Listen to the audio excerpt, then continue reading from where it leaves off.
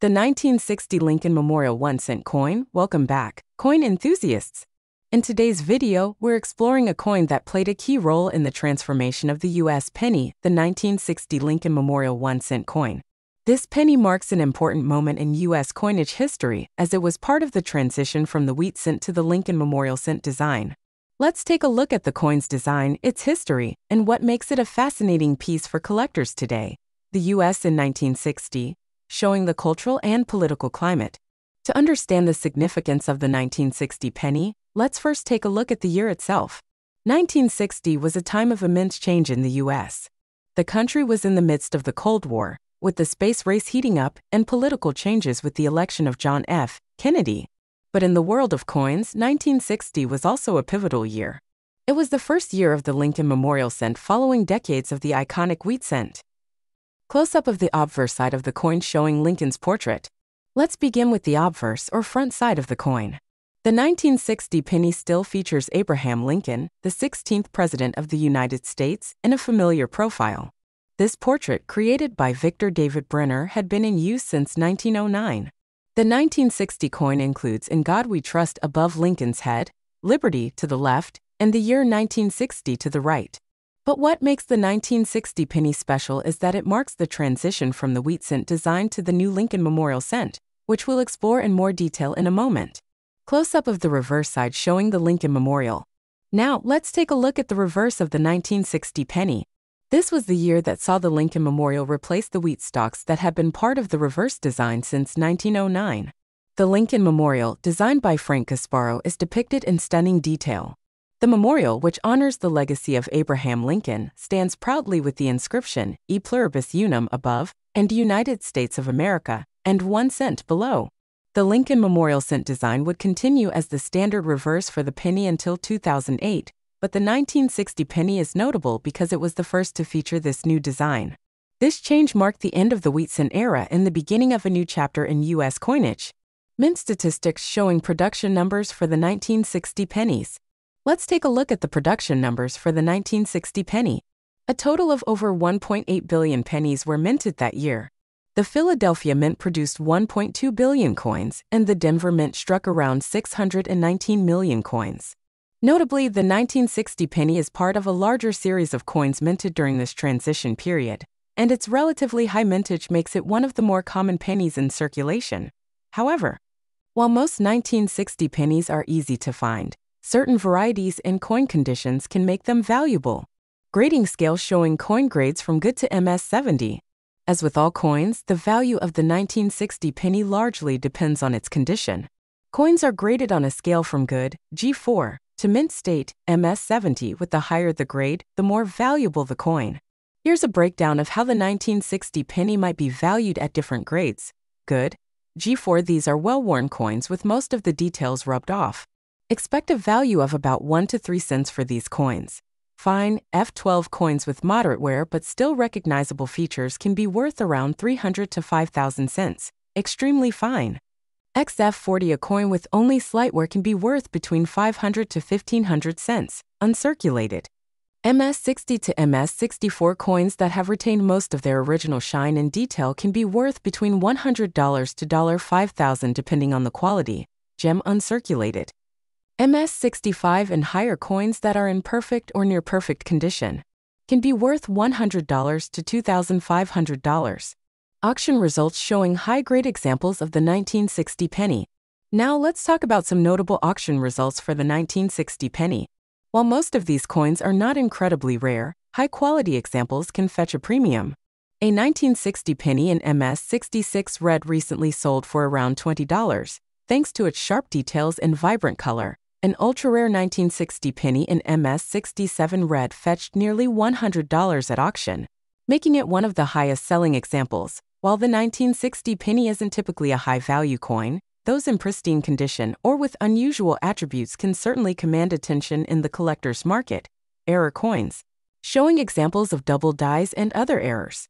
Speaking of unusual attributes, the 1960 penny is also known for some interesting error coins, which can be quite valuable to collectors. Double die obverse, DDO. One of the most notable errors for this year is the double die obverse, where the features of the coin, like the date or inscription, are doubled due to a misalignment during minting. These varieties can be worth $5 to $2,000 depending on the severity and clarity of the doubling. Repunched mint mark, RPM. Another error that has been found on some 1960 pennies is the repunched mint mark. In this case, the D mint mark is struck more than once, leaving a faint shadow. These coins can sometimes fetch $200 to $1,000 depending on how visible the repunching is. Off-center strikes, off-center errors, where the coin was not properly aligned during the minting process, are another area where collectors are willing to pay top dollar. A 1960 penny with a noticeable off-center strike could bring in anywhere from $500 to $2,000 depending on the severity of the error. Tools for detecting errors, such as magnifying glasses and light boxes. How do you spot these valuable error coins? Here are a few tips for identifying 1960 pennies with rare characteristics. Magnification. A jeweler's loupe or magnifying glass can help you spot subtle doubling, mint mark errors, or any off-center strikes. Lighting. Using focus lighting can help you better see the fine details on the coin, especially for finding errors like double dies. Online resources. Websites like Variety Vista or PCGS have databases where you can search for different varieties of the 1960 penny and learn more about error identification. Where to sell the coin. Online platforms. Coin shops. Coin shows. So, how can you sell your 1960 penny if you have a rare variety or high-grade example? Here are a few options. Online auctions. Platforms like eBay are great for selling coins. Be sure to take clear photos of your coins front and back, as well as any errors or unique features. Local coin shops. If you're looking to sell quickly, local coin shops can be a good option, though you might not get top dollar unless your coin is especially rare. Coin shows. If you're looking for collectors who are serious about US coins, a coin show is the place to be. You can connect with dealers and collectors who might be interested in purchasing your coin for a premium price. The 1960 penny surrounded by other Lincoln Memorial pennies. The 1960 Lincoln Memorial 1-cent coin may not be the rarest penny out there, but it's a cornerstone in U.S. coinage history. Conclusion. Whether it's your first penny or a prized part of your collection, the 1960 penny is a reminder of the changes in American society and the evolution of our currency. Thanks for watching, and if you enjoyed this video, be sure to like, subscribe, and leave a comment down below.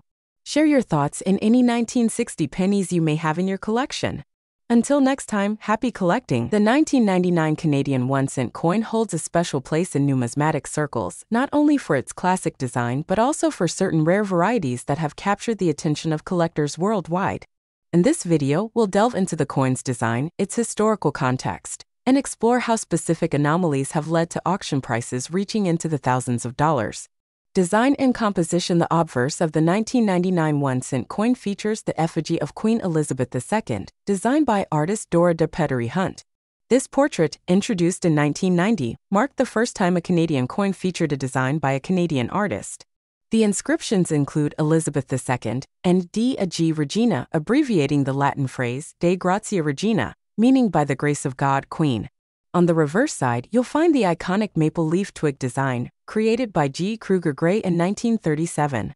This enduring symbol of Canada showcases two maple leaves on a single stem, accompanied by the inscriptions 1 cent, Canada, and the year 1999. In 1997, the Royal Canadian Mint transitioned the penny's composition from bronze to copper-plated zinc, maintaining a diameter of 19.05 millimeters and a weight of 2.25 grams.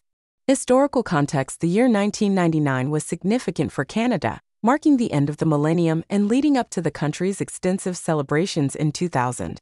During this period, the Royal Canadian Mint issued various commemorative coins, though the 1-cent coin retained its traditional design. This year also fell within a time when the Mint was experimenting with different coin compositions and production techniques, which inadvertently led to some of the rare varieties we'll discuss. Rare varieties and auction highlights. While the standard 1999 1-cent coins are common, certain varieties have become highly sought after due to minting anomalies.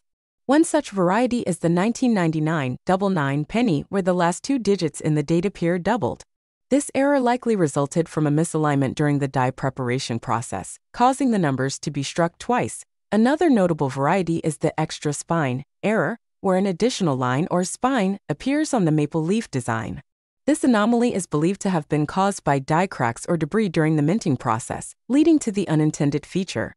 Coins exhibiting these rare errors have fetched impressive prices at auctions. For instance, a 1999 double 9 penny in mint state condition was sold at auction for over $1,500. Similarly, the extra spine variety has seen auction prices exceeding $2,000 depending on the coin's condition and the prominence of the error. Factors influencing value. Several factors contribute to the high auction prices of these rare 1999 1-cent coin varieties. Rarity. The limited number of coins exhibiting these specific errors increases their desirability among collectors. Condition. Coins in mint state or uncirculated condition command higher prices as they have retained their original luster and detail. Error prominence. The clarity and visibility of the error play a significant role in determining the coin's value. More pronounced errors are typically more valuable. Certification. Coins authenticated and graded by reputable organizations, such as the Canadian Numismatics Certification Service (CNCS) or Professional Coin Grading Service (PCGS), often achieve higher auction prices due to the assurance of their authenticity and condition. Conclusion. The 1999 Canadian 1-cent coin, while common in its standard form, offers intriguing opportunities for collectors through its rare error varieties. These anomalies have transformed ordinary pennies into valuable treasures, with auction prices reaching into the thousands of dollars. Whether you're a seasoned numismatist or a curious newcomer, keeping an eye out for these rare varieties can be both exciting and rewarding. Thank you for joining us in this exploration of the 1999 Canadian 1-cent coin. If you enjoyed this video, please like, subscribe, and share it with fellow coin enthusiasts. Happy collecting!